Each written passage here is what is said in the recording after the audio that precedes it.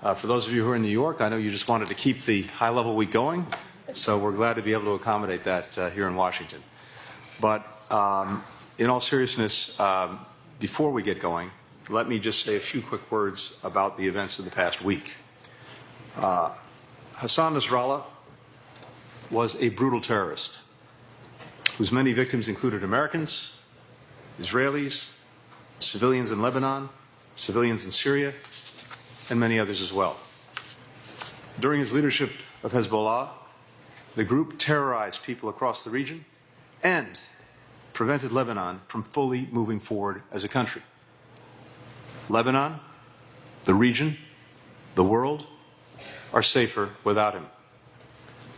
The United States will continue to work with our partners in the region and around the world to advance a diplomatic resolution that provides real security to Israel, to Lebanon, and allows citizens on both sides of the border to return to their homes. We likewise will continue working to secure a ceasefire deal in Gaza that brings the hostages home, eases the suffering of people in Gaza, preserves the possibility of a more lasting, secure peace for the entire region. Diplomacy remains the best and only path to achieving greater stability in the Middle East. The United States remains committed to urgently driving these efforts forward. Now, turning to the subject of this ministerial. 10 years ago, the United States mobilized a global coalition to confront ISIS, or Daesh, a nihilistic terror group that, over the course of a few months, had occupied territory comprising a third of both Iraq and Syria, which it used to conduct a horrific campaign of violence and brutality. Over the following decade, this coalition grew from 12 to 87 countries, and together, we've made significant progress. In 2017, coalition partners dismantled the last ISIS stronghold in Iraq. 2 years later, we did the same in Syria, effectively ending ISIS's efforts to establish a geographic caliphate. We've imposed coordinated sanctions on ISIS-controlled assets to hinder the group's recruitment and expansion. And in the last 5 years, we have collectively invested billions of dollars to help restore security and public infrastructure in some of the communities devastated by ISIS. These were vital, hard-won achievements. But we know that our work is not done. As ISIS aims to reconstitute itself in the Middle East and makes territorial gains in Asia and Africa, our coalition must remain clear-eyed about the evolving challenge that we face. As we were reminded last week, this is a moment of enormous volatility in the Middle East. It's more important than ever that we enhance our efforts to strengthen security and stability, including in Iraq and Syria, and prevent extremists like ISIS from exploiting conflict in the region for their own benefit. To that end, let me briefly outline the three core areas where we will focus our conversations today. First, the United States and Iraq will discuss, and with our other coalition partners as well, our plans for a phased transition of Operation Inherent Resolve. This military mission, established in response to Iraq's 2014 request for support in its campaign against ISIS, will conclude in Iraq by September 2025. Over this period, the United States will work with Baghdad on bilateral security arrangements that will allow us to sustain and build our security partnership and cooperation. In turn, our Iraqi partners will assume greater responsibility for ensuring that ISIS cannot retake territory within Iraq's borders.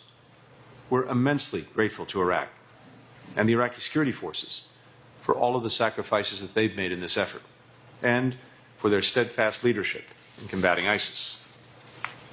As we shift into this new phase of our collaboration, we hope to continue working with our coalition partners, including the NATO mission in Iraq, which intends to continue its own security relationship with Iraq. The United States will also maintain our counterterrorism efforts from outside of Iraq, including in Syria, for as long as needed.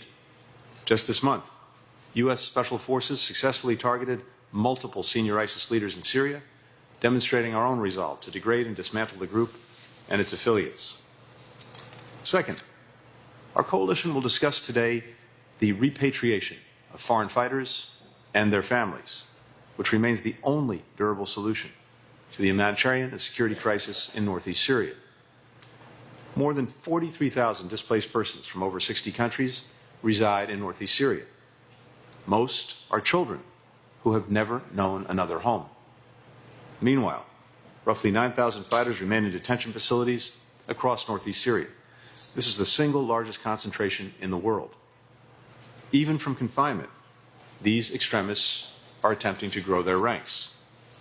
Increasingly, coalition partners are stepping up to meet this challenge.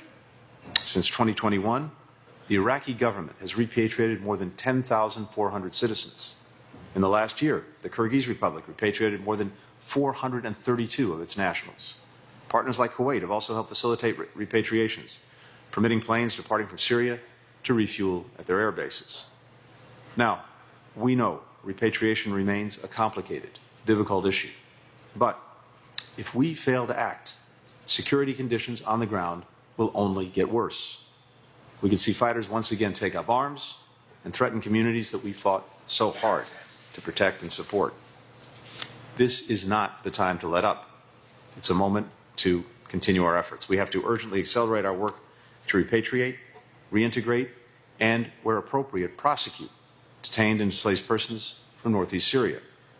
The United States stands ready to provide support, logistically, diplomatically, to advance this effort. Finally, we will strengthen our cooperation against ISIS branches outside of the Middle East. In sub-Saharan Africa, ISIS affiliates have gained ground, compounding the threat already present from existing militant groups. To tackle this growing threat, the United States, Italy, Morocco formed the coalition's Africa Focus Group in 2021. Last year, in Riyadh, we welcomed Saudi Arabia as a co-lead of this effort. Already, we've helped African partners better align and coordinate to support civilian-led counterterrorism operations. ISIS Khorasan, based out of Central and South Asia, also poses a distinctive challenge. While waging a low-level insurgency in Central and South Asia, this group uses online recruitment to mount attacks around the world, including earlier this year in Iran and Russia. Through the coalition's communications working group, led by the United States, the United Arab Emirates, and the United Kingdom, we're working with journalists, civil society groups, and activists to push back against the hollow promises that ISIS propaganda seeks to promote. In the coming year, we have to continue to drive these key efforts forward. In that spirit, this morning, I can announce that the United States will provide $148 million to enhance civilian-led border security and counterterrorism operations across sub-Saharan Africa and Central Asia. Separately, we'll contribute $168 million to the coalition's annual stabilization pledge drive for Iraq and Syria.